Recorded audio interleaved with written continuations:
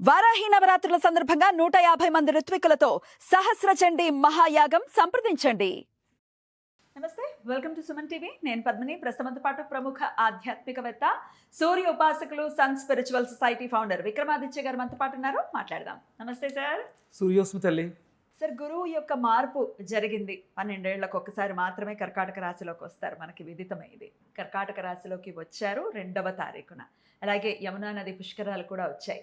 మరి గురువు మార్పు రీత్యా ద్వాదశ రాశులకి ఆయన ఉచ్చస్థితిలో ఉండడం చేత ఎటువంటి ఫలితాలను ఇస్తారు? నివేళలో ఉచ్చస్థితిలో ఉండరు కదా, సో ఎటువంటి ఫలితాలు ఇస్తారు ఒకసారి మీ ద్వారా తెలుసుకోవాలనుకుంటున్నాను సార్. ఎందుకమ్మా అంటే కర్కాటక రాశి ఆయనకి ఎందుకంత ఉచ్చస్థితి? ఆయనకి చాలా అంటే ఉచ్చస్థితి ఎందుకనంటే అంటే ఇప్పుడు ఇక్కడ సుమన్ టీవీలో చాలామంది యాంకర్స్ ఉన్నారు. విక్రమాదిత్యకి పద్మిని గారికి ఉన్నటువంటి ఆ ఇంటరాక్షన్ ఎందుకు అంత బెటర్గా ఉంటుంది? చాలా కంఫర్టబుల్గా ఫీల్ అవుతాం, లేకపోతే మనది ఓన్గా ఫీల్ అవ్వటం. అంతే కదా, అంటే సొంత ఇల్లు అంటే ఇక్కడ కూడా ఇప్పుడు పద్మిని ఆహ్వానించినప్పుడు ఇది సహజంగా సుమన్ టీవీ, కానీ ఇక్కడ నాకంటూ అంటే నా మనిషి, లేకపోతే మీ ఇద్దరం కలిసి జర్నీ చేసాం, ఒక అద్భుతమైనటువంటి ప్రయాణాన్ని మొదలుపెట్టాం. ఒక కొత్త రకాన్ని అంటే ఒక యాంకర్ ఒక గెస్ట్ లా కాదు మన ఇద్దరం మొదలుపెట్టింది. అంటే ఇప్పుడు ఎంతమంది మీరు ఎన్ని చూసుకోండి, ఈ 5-6 ఏళ్లలో ఈ టైప్ ఆఫ్ అంటే ఒక ఇంటరాక్షన్, ఒక సమస్యని కూలంకుశంగా పరిష్కరించడం, దాని గురించి విశ్లేషణ చేయడం. ఏదో డౌట్ అడిగేస్తే ఆన్సర్ చెప్తే జనాలకు అర్థమయ్యేది కదా, మన ఇద్దరం మొదలు పెట్టాము. అవును, 100%. అలా గురుడికి కర్కాటకంలో ఏముంది ప్రత్యేకత? చాలా కంఫర్టబుల్గా ఉంటాడు. పైగా చంద్రుడి యొక్క రాశి, వారిద్దరు కలిస్తే గజకేసరి అని కూడా అంటారు. ఇంకా అంటే ఆయన అందులో అక్కడ ఏ నక్షత్రం ఉంది? పునర్వసు, ఆయన స్వనక్షత్రం ఉంది. ఇంకా పుష్యమి, ఆశ్లేష. ఓకే, పుష్యమి నక్షత్రానికి అధిపతి ఆయనే, అంటే నక్షత్ర అధిదేవతగా ఉన్నాడు. అలాగే పునర్వసు నక్షత్రం, ఆశ్లేష. అంటే ఒక ఇంటిలో నేను చాలా హ్యాపీగా ప్లెజెంట్గా ఉంటున్నానంటే నాకు సంబంధించినటువంటి, నేను పద్మినితోటి ఎందుకు అంత బాగుంటాను అంటే తనకి సబ్జెక్ట్ ఉంది, నాకు సబ్జెక్ట్ని ప్రజెంట్ చేయాలనే తాపత్రయం ఉంది, కాబట్టి మా ఇద్దరం కలిస్తే ఒక మంచి ఎపిసోడ్ వస్తుంది. అలాగే చంద్రుడు కర్కాటక రాశి ఏదైతే ఉందో అది సహజ చతుర్థ స్థానం, అది డొమెస్టిక్ లైఫ్. అంటే గురుడు ఆధ్యాత్మికతలో ఒక అత్యున్నతమైనటువంటి స్థితికి తీసుకెళ్ళడానికి పుష్యమీ నక్షత్రానికి సహజంగా తనకి శని పడడు కదా, కానీ వాళ్ళిద్దరూ కలిగితే నీచభంగ రాజయోగం మకర రాశిలో జరుగుతుంది. అది దానికి ఆపోజిట్గా ఉండేటువంటిదే కదా కర్కాటక రాశి. అందుకని అక్కడ అద్భుతమైనటువంటి తనకున్నటువంటి శక్తులను ఎవాపరేట్ చేసి తద్వారా తన దృష్టి ఎక్కడెక్కడైతే పడుతుందో అక్కడ అంటే సహజ శుభుడు అంటారా? సహజ శుభుడు, పూర్ణ శుభుడు. ఇప్పుడు మీరు జ్యోతిష్ శాస్త్రాన్ని నేర్చుకోవడానికి ఎన్ని రోజులైనా స్టార్ట్ చేసి? మధ్య అంటే గురుడు రాబోతూ మీకు ఏమి నేర్పిస్తున్నాడు? శాస్త్రాన్ని నేర్పిస్తున్నాడు. గురు పుష్యమి యోగం రోజు మొదలైంది. ఓ సూపర్, ఇంకా తిరగలేదు. ఇంకా అంటే నీకు వచ్చేటువంటి అజ్ఞానం ఇక మనం వర్ణించలేం. మీ అదృష్టం పద్మిని దొరకటం మీ అదృష్టం. ఆవిడ నువ్వు ఎక్కువ నవ్వేస్తున్నావు, లేకపోతే ఎక్కువ ఇంటరాక్ట్ అయిపోతున్నావు, వాళ్ళు మాట్లాడినివ్వు అంటే తను మాట్లాడుతుంటేనే లోపల నుంచి ఏమైనా వస్తాయి. అది సహజంగా తనకున్నటువంటి తృష్ణ. శాస్త్రమే. మంచి తల్లి, ఏం చెప్పించేద్దాం అనుకుంటున్నాం. గురువు కదా, మరి మళ్ళీ ఇటువంటి కాంబినేషన్ ఎప్పుడు వస్తుంది అసలు? ఒక్కసారి ఆలోచించు. ఎన్ని సంవత్సరాలు అంటే 12 సంవత్సరాలకు ఒకసారి పుష్కరాలు వస్తాయి, కానీ ఈ జ్యేష్ఠం అధిక జ్యేష్ఠం రాదుగా. ఈ కాంబినేషన్ మళ్ళీ కుదరాలంటే ఒక్కొక్కసారి వాళ్ళు పెడుతుంటారు 122 సంవత్సరాలకు ఒకసారి, 200 ఒకసారి. అలా చూసుకున్నా కూడా మనం చూడలేము. ఈ జన్మకి చూడలేకపోవచ్చు, కరెక్ట్. కానీ ఈ జన్మలో ఇప్పుడు చేసుకుంటే ఈ పుణ్యాన్ని పట్టుకెళ్ళిపోవచ్చు, ఎక్కడికి వెళ్ళినా పట్టుకెళ్ళిపోవచ్చు, అవకాశం. అందుకని ఏంటంటే సంవత్సరం పాటు ఆయన అతిచారంలో ఉన్నారు కదా, అటు ఇటు తిరుగుతూ కర్కాటకం నుంచి మళ్ళీ మిథునంకి వెళ్ళి కర్కాటకానికి. ఈ ఆటలో అద్భుతమైనటువంటి ఫలితాలు మారుద్దాం, బాగుంది, చాలా మార్పు వస్తుంది జనాల్లో. ఆధ్యాత్మిక చింతనకి ఇది అద్భుతమైనటువంటి సమయం. ఈ సంవత్సరం శ్రద్ధగా భక్తి శ్రద్ధలతో చేస్తే ఈ పుణ్యం ఏదైతే ఉందో మనకి జన్మజన్మలాగా చేస్తుంది. బ్యూటిఫుల్. మరి ఏం చెయ్యాలి? గురువుని ఎలా ప్రసన్నం చేసుకోవాలి ద్వాదశ రాశుల వాళ్ళు అనేది ఒక్కొక్క రాశికి సపరేట్గా మాట్లాడుకుందాం సార్. అలాగే మీరు వేదాన్ని నేర్చుకుంటూ ఉన్నారు కాబట్టి వేదమే అన్నిటికీ ప్రమాణం అని ఖచ్చితంగా అందరికీ తెలిసినటువంటి విషయం.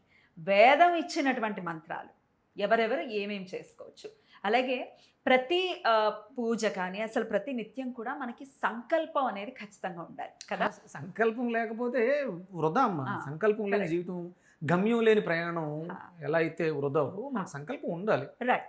మరి సంకల్పం కూడా ఎలా చెప్పుకోవాలి? ఒక మంత్రం చేసేస్తున్నాం కాదు, దానికి సంకల్పం ముందు చాలా గట్టిగా మనస్ఫూర్తిగా గనక కోరుకుంటే ఖచ్చితంగా జరుగుతుంది. ఈ సంకల్పం ఎవరికి తెలియడం కోసం అమ్మ? ముందు మనకి తెలియాలి, ఎవరికో కాదు. లోపల తెలియడం కోసం. అంటే నువ్వు సంకల్పం చెప్పకపోతే భగవంతుడికి తెలియదా? కాదు. భగవంతుడికి అంతా తెలుసు, సర్వాంతర్యామి. కానీ అది నీ లోపల నాటుకుపోవాలి. ఎగ్జాక్ట్. చేసేది నేను, ఫలితం కావాల్సింది నాకు. Right. అది శివుడికి చెప్తున్నావు అంటే నీలో ఆత్మకారకుడికి నువ్వు తింగరేసాలు ఎగు. ఇది నీ సంకల్పం, ఇది నీ టార్గెట్, దాని మీద దృష్టి పెట్టు. Right. అంటే ఇప్పుడు మనం ఉన్న ప్రాంతం, పరాభవనామ సంవత్సరం, ఉత్తరాయణం, ఇలా ఇవన్నీ ఎందుకు చెప్తాము అంటే లోపల ఉన్నటువంటి మనకి లోపలికి మనం ప్రయాణం చేయడం కోసం. Right. మనకే వినాలి, మనమే వినాలి. Right. మన దృష్టి దాని మీద కేంద్రీకృతం అవ్వడం కోసం ప్రతిరోజు ఎవరైతే ఆ సంకల్పాన్ని చెప్పుకుంటారో అద్భుతాలు చూస్తారు. రైట్. ఎలా చెప్పుకోవాలి అనేది కూడా వీడియోలో, ఏ రాశి వాళ్ళు ఎలాగ ఏ మంత్రం చదువుకోవాలి, ఎలా సంకల్పం చెప్పుకొని చదువుకోవాలి అనేది వివరంగా మనం అందిద్దాం సార్. మరి మొదలు పెడదామా? తప్పకుండా తెలియదు. రైట్. ఇక కుంభరాశి సార్, కుంభరాశి వారికి అటు షష్టమ స్థానంలో గురువు యొక్క సంచారం చేత ఎటువంటి ఫలితాలు ఇస్తాడు? మరి సానుకూల ఫలితాలే ఉండాలి, సంవత్సరం పొడుగునా ఆయన సంచారం జరుగుతుంది. అతిచారం కూడా ఉంది, సింహరాశిలోకి వెళ్ళి మళ్ళీ వచ్చి రావటం, ఇటువంటివన్నీ కూడా ఉన్నాయి. కాబట్టి ఎట్లా ఉంటుంది అసలు కుంభరాశి వారికి? అసలు సహజంగా కుంభరాశి ద మోస్ట్ పవర్ఫుల్ అమ్మ, టాప్. ఎందువలన? అది ఎన్నో స్థానం? 11th house. 11th అంటే లాభం. అంతే, అంతేనా? లాభం. కానీ మరి ఎందుకు అంటుంటారు, ఏమండి కష్టాలన్నీ మాకే ఉన్నాయని కుంభరాశి వాళ్ళు ప్రత్యేకంగా comment చేస్తున్నారు. ఎందుకుంటాయమ్మా? ఎందుకుంటాయి? అది మనలో ఎక్కడో లోపం ఉంటుంది. కుంభం అది పూర్ణకుండ, అందులో ఏమున్నా ఇప్పుడు మనం ఐశ్వర్యాన్ని కూడా పూర్ణంగా తీసుకోవచ్చు. అందులో ఉన్న నక్షత్రాలు ఏంటి?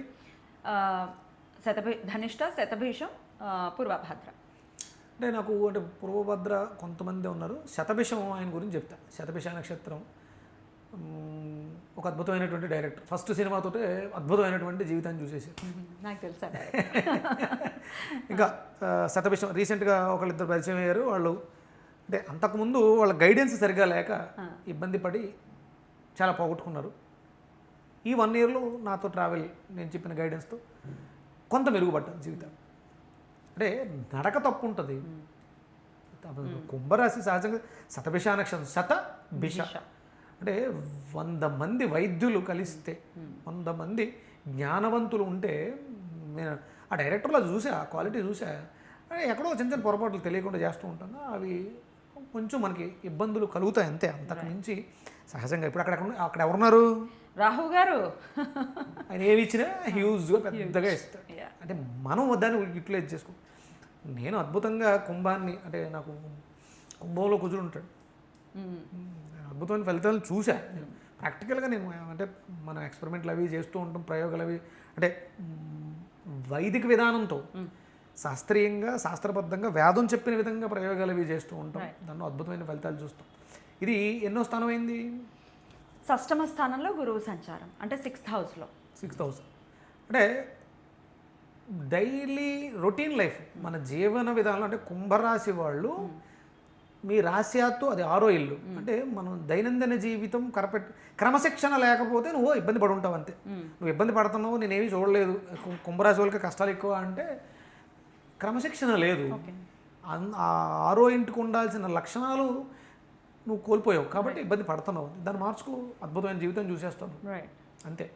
ఇప్పుడు అక్కడికి ఆయన వచ్చేసాడు కాబట్టి తన దృష్టిని వేస్తాడుగా, చూస్తాడుగా, అద్భుతంగా ఉంటుంది మార్పు, అద్భుతమైనటువంటి మార్పు ఉంటుంది. రైట్. మరి వీళ్ళు ఏం చదువుకోవాలి సార్? మంత్రానికి వస్తులోకి కుంభరాశి గురించి మనం మాట్లాడడం సమాజహితం, పరిశోధన, విశాల చింతన, నవనీతం, అంటే చాలా కొత్త తరహాగా, లోకక్షేమం. అంటే సహజంగా వీళ్ళు చాలా మంచి వాళ్ళు.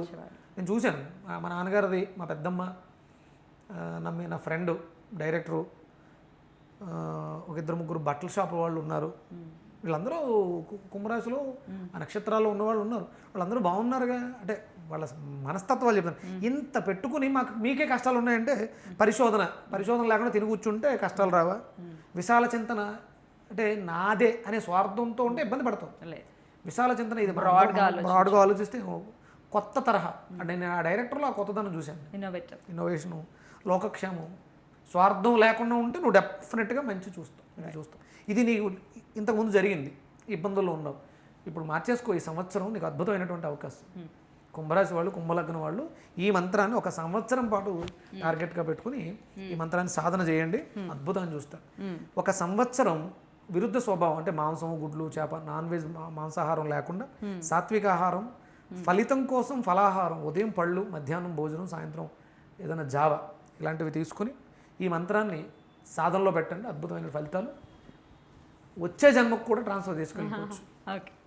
బృహస్పతే అతి యదర్యో అర్హాద్ ద్యుమద్వివాతి కృతమధ్యనేషు యద్దీదయచ్చ వస ఋతప్రజాత తదాస్ము ద్రవిణం దేహి చిత్రం. ఇది ఋగ్వేదం 4:51 మంత్రం అమ్మ. ఇంకొక మంత్రం కూడా ఉంది, అది చెప్తాం. బృహస్పతి ప్రథమం జాయమానో మహోజ్యోతి పరమే వ్యోమన్ సప్తాస్యస్తు వ్యజాతో రవేణ విసప్తరస్ రథమత్తమాంసీ. ఇది రెండో మంత్రం తల్లి. ఓకేనండి. ఎన్నిసార్లు చేసుకోమంటారు ఇవి? ఇది 27, 54, 108 మీ ఓపిక.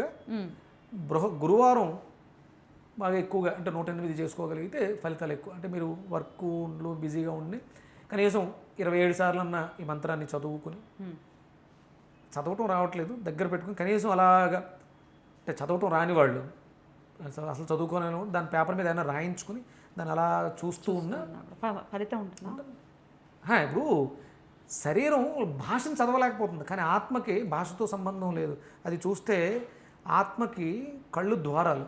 మీరు దాన్ని ఎలా చూస్తూ ఉంటే దాని సారం ఏదైతే ఉందో మనం చెప్పాం కదా, కుంభరాశి వాళ్ళ యొక్క తత్వం చెప్పాం, అది వాళ్ళలో లేదు. దాన్ని మార్చుకునే ప్రయత్నం చేస్తారు. విన్నారుగా, ఈ మంత్రాన్ని విన్నారు, లోపలికి వెళ్ళిపోయింది, చూశారు, అది వెళ్తూ ఉంటుంది. రోజు ఒక సంవత్సరం పాటు ఈ సాధన చేయండి, మీ జీవితంలో అద్భుతమైన మార్పులు వస్తాయి. అద్భుతం. మరి అలాగే సంకల్పం ఏం చెప్పుకోవాలి సార్ వీళ్ళు? సంకల్పమే చాలా ముఖ్యంగా సంకల్పం చెప్పుకోవాలి. జ్ఞాన విజ్ఞాన వివేక స్థిత్యర్థం లోకహిత సామర్థ్య ప్రాప్త్యర్థం ధర్మనిష్టా వృద్ధ్యర్థం గురు అనుగ్రహ ప్రాప్త్యర్థం బృహస్మతమంత్ర జపం కరిష్య. అంతే, ఈ సంకల్పం చెప్పుకొని ఇప్పుడు చెప్పిన 2 మంత్రాన్ని కూడా యథాశక్తి ఓం గ్రాం గ్రీం గ్రోం ఐం సహ బృహస్పతే నమః ఈ మంత్రాన్ని, అలాగే శనికి సంబంధించి ప్రాం ప్రీం ప్రౌం సహ శనేశ్వరాయ నమః ఈ మంత్రాన్ని కూడా సాధన చేసుకుంటే అద్భుతమైనటువంటి మార్పులు, ఒక్క సంవత్సరం జీవితాలు అద్భుతమైనటువంటి మార్పులు చూస్తారు. అద్భుతం సార్, చాలా చక్కగా తెలియజేశారు. ఇక నెక్స్ట్ వీడియోలో మీన రాశి గురించి తెలుసుకుందాం. థ్యాంక్ యూ సార్, నమస్తే. సూర్యోస్మి తల్లి, జై శ్రీరామ్. జై శ్రీరామ్.